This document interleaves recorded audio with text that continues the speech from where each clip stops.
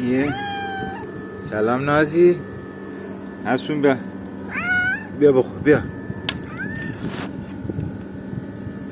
یکی از دوستان پیام داده بود که بپزید اینا بدید بهشون. چشمانم پختیم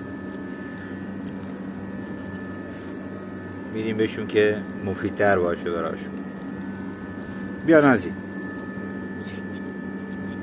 بیا. تو باغم اینجا درست کردم باش اینطوری پرده زدم آب میپاشون خنک بشه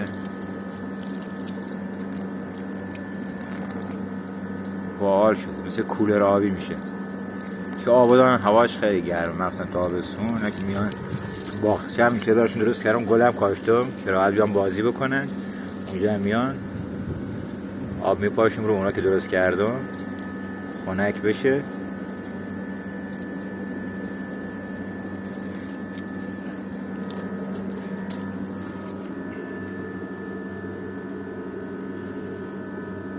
نازی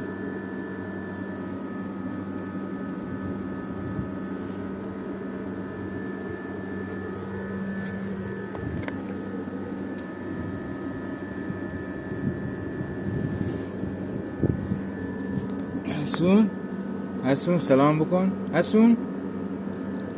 داره میزنه محل نمیذاره. بیا نازی